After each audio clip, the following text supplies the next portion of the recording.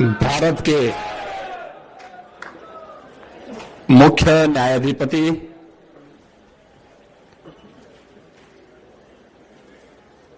माननीय न्यायमूर्ति CBR गवई जी,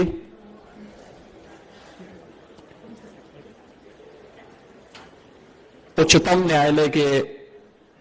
माननीय न्यायमूर्ति माननीय श्री सूर्यकांत जी, उच्चतम न्यायालय के माननीय न्यायमूर्ति और इसी प्रयागराज की धरोहर माननीय श्री विक्रमनाथ जी, उच्चतम न्यायालय के माननीय न्यायमूर्ति माननीय श्री JK माहेश्वरी जी,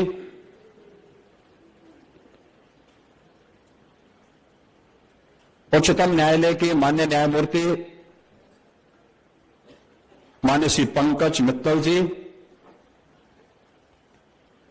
उच्चतम न्यायालय के माननीय न्यायमूर्ति माननीय श्री मनोज मिश्रा जी, केंद्रीय कानून मंत्री माननीय श्री अर्जुन राम मेघवाल जी, इलाहाबाद उच्च न्यायालय के माननीय मुख्य न्यायाधीश श्री अरुण भंसाली जी, आज के इस समारोह की गरिमा को बढ़ाने के लिए यहां पर उपस्थित दिल्ली उच्च न्यायालय के मुख्य न्यायाधीश माननीय श्री उपाध्याय जी, उच्चतम न्यायालय के पूर्व माननीय न्यायमूर्ति श्री विनीत शरण जी, श्री कृष्ण मुरारी जी,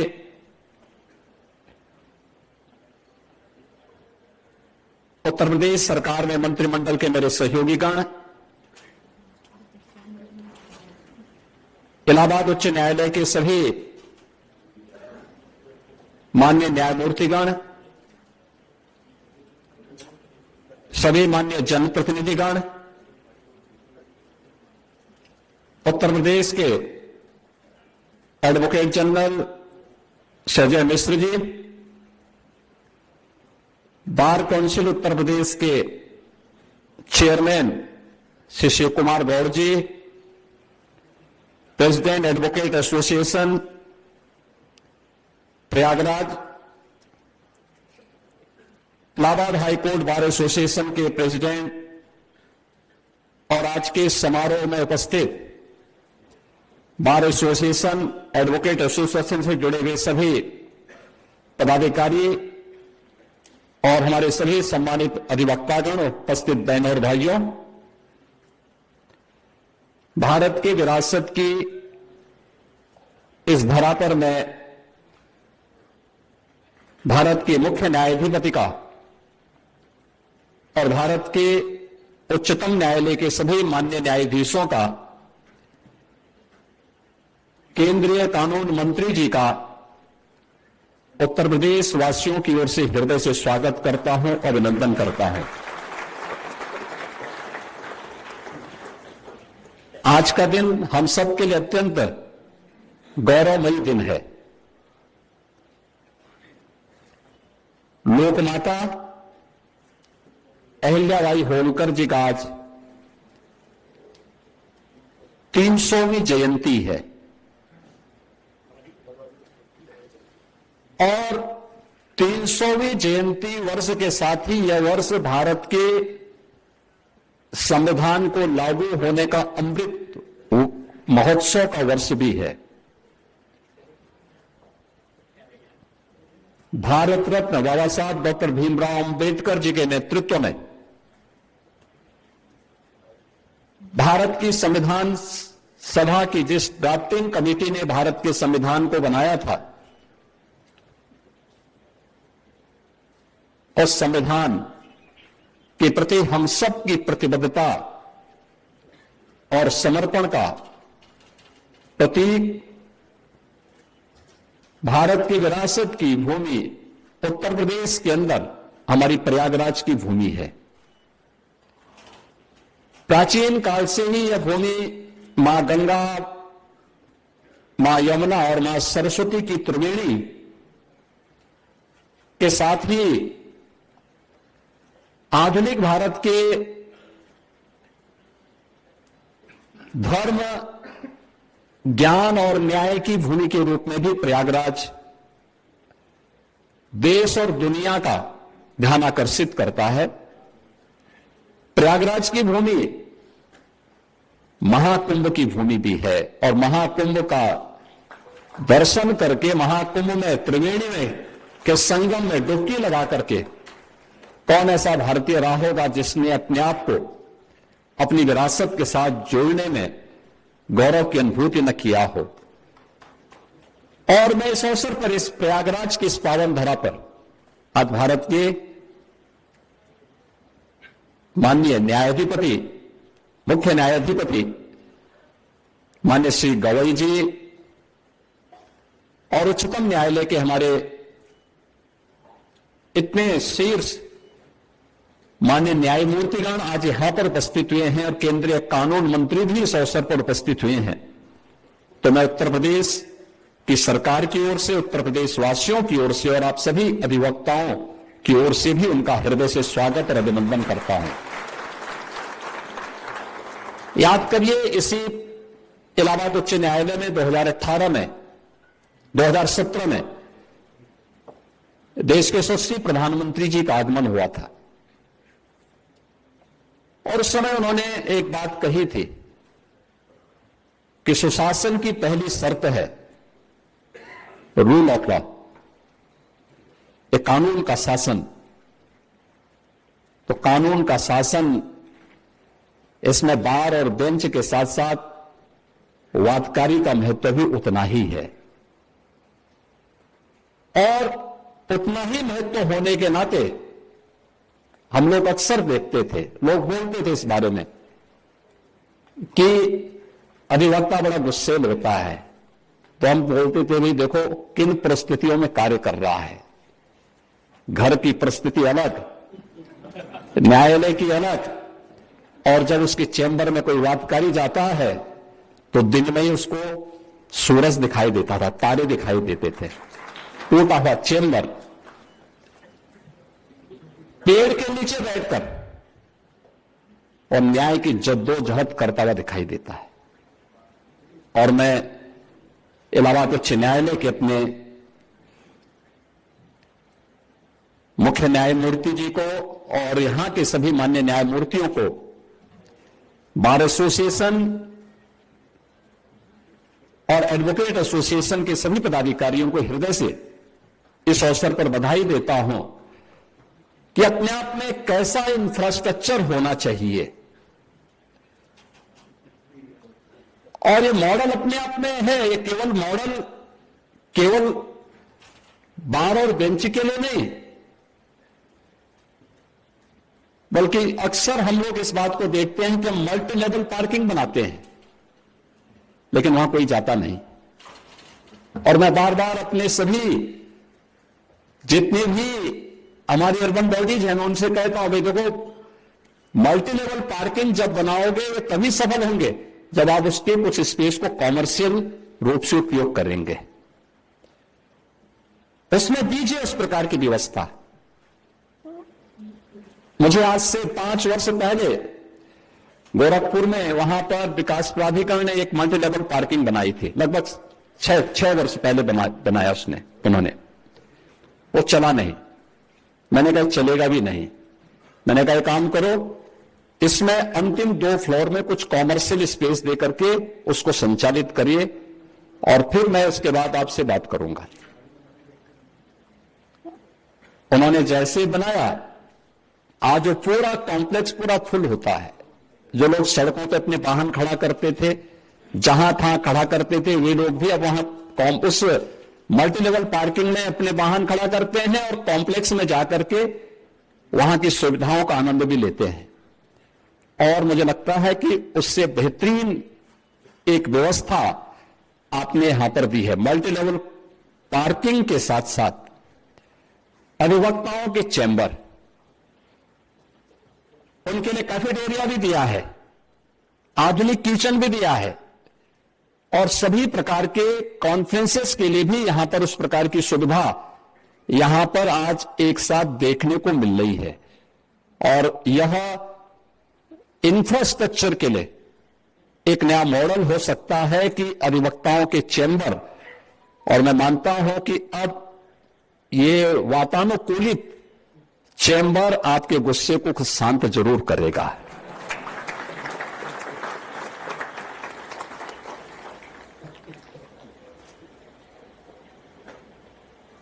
जो कार्य यहां पर हम लोग कर रहे हैं, ऐसे ही हम लोग जब आए थे तो उस समय उत्तर प्रदेश के 10 जनपद ऐसे थे जिन जनपदों में उनके डिस्ट्रिक्ट कोर्ट नहीं बन पाए थे। कोर्ट का नक्शा आता था, कभी हमारे मुख्य न्यायाधीश पसंद नहीं करते थे, कभी हम लोगों को पसंद नहीं होता था। मैंने कहा यार देखो, ऐसा बनाओ जो थोड़ा मॉडल बने। मैं तब भी मेरे पास हमारी कार्यदायी संस्थाएं लेकर आने कहते थे कुछ मॉडल बनाओ, इंटीग्रेटेड कोर्ट कॉम्प्लेक्स बनाने के साथ साथ उसमें पार्किंग की सुविधा भी दीजिए और अधिवक्ताओं के चैम्बर भी बनाइए। अधिवक्ताओं को आप उससे अलग मत करिए, अच्छी सुविधा दीजिए। और मुझे बताते हुए प्रसन्नता है कि जो प्रपोजल हम लोगों ने दिया था उनमें से 7 जनपदों को तो यहां से अप्रूवल मिल चुका है और हमने उसके लिए पैसा भी 1700 करोड़ रुपए उसके लिए हम जारी कर चुके हैं। 3 अन्य जनपदों के लिए उन मामलों को भी बड़ी कृपा से यहां से, वे मामले न्यायालय में ही लंबित थे, उनका निस्तारण भी हो चुका है और उनको भी हम लोग उन जनपदों में दे रहे हैं। ये अपने आप में एक मॉडल बनने जा रहा है, क्योंकि इंटीग्रेटेड कोर्ट कॉम्प्लेक्स जब बनेगा, एक छत के नीचे सभी प्रकार की सुविधाएं, न्यायिक कार्यों से संबंधित सुविधाएं वादकारी को वहां प्राप्त हो पाएंगी। अधिवक्ताओं के लिए अच्छे चैम्बर भी वहां उपलब्ध होंगे, कार पार्किंग की सुविधा भी होगी और उसी कॉम्प्लेक्स में हम न्यायमूर्तियों के लिए या फिर वहां के लिए जो न्यायिक अधिकारी हैं, उन न्यायिक अधिकारियों के लिए आवासीय सुविधा भी वहां पे उपलब्ध करवाने की व्यवस्था कर रहे हैं। और ये अपने आप में अच्छे एक कॉम्प्लेक्स के निर्माण की दिशा में जो प्रयास प्रारंभ हुआ है, यह भी अपने आप में एक मॉडल बनेगा। इसके अलावा केंद्र और राज्य सरकार मिलकर के जनपदीय न्यायालयों में भी अधिक से अधिक सुविधाएं उपलब्ध करवाने के साथ साथ अधिवक्ताओं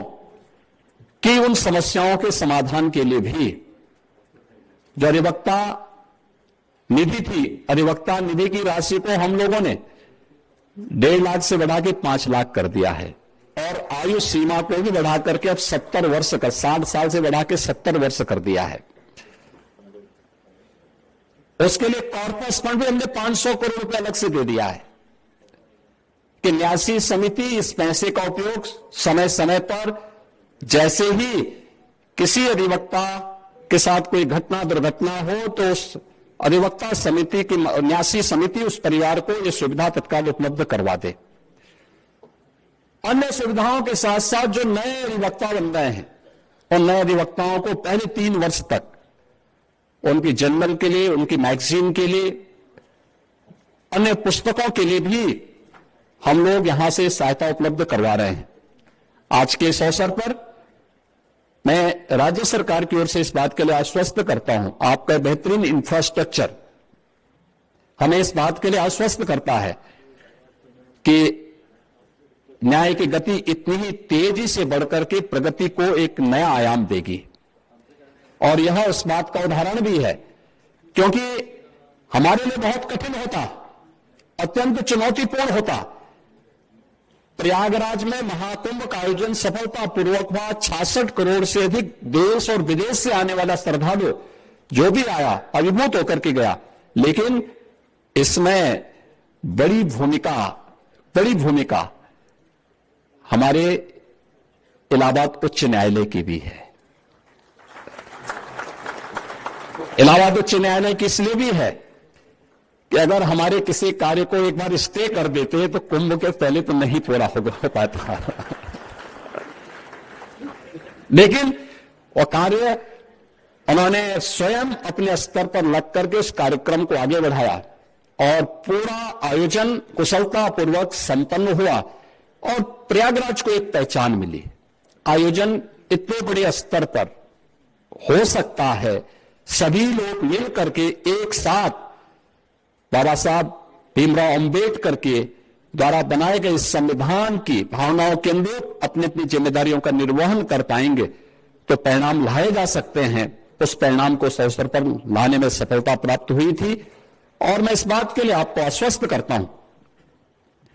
कि अब ये मल्टी लेवल पार्किंग और अधिवक्ताओं के जो बेहतरीन चेंबर बने हैं, इस हमारी सारी जिम्मेदारी तो अब यहां पे माननीय उच्च न्यायालय और यहां के जितने भी एसोसिएशन है ये सब मिलकर के करेंगे। लेकिन इसका एक्सटेंशन जो होगा, उस एक्सटेंशन के लिए जो भी धनराशि लगेगी उसके लिए भी हम धनराशि बहुत शीघ्र उपलब्ध करवाने जा रहे हैं, जिससे न्याय की इस भूमि में, ज्ञान की इस भूमि में और धर्म की इस धारा में हम और भी बेहतर कर पाएंगे, जिससे उत्तर प्रदेश के वादकारी को समयबद्ध तरीके से न्याय प्राप्त हो सके। मैं आज के इस अवसर पर एक बार फिर से भारत के मुख्य न्यायाधिपति माननीय गवई जी का, इस अवसर पर उपस्थित माननीय न्यायमूर्ति श्री सूर्यकांत जी का, माननीय न्यायमूर्ति श्री विक्रमनाथ जी का, माननीय न्यायमूर्ति श्री जेके माहेश्वरी जी का, माननीय न्यायमूर्ति श्री पंकज मित्तल जी का और माननीय न्यायमूर्ति श्री मनोज मिश्रा जी का, केंद्रीय कानून मंत्री माननीय श्री मेघवाल जी का उत्तर प्रदेश सरकार की ओर से और उत्तर प्रदेश की जनता जनार्दन की ओर से हृदय से स्वागत करता हूं, अभिनंदन करता हूं। धन्यवाद। जय हिंद।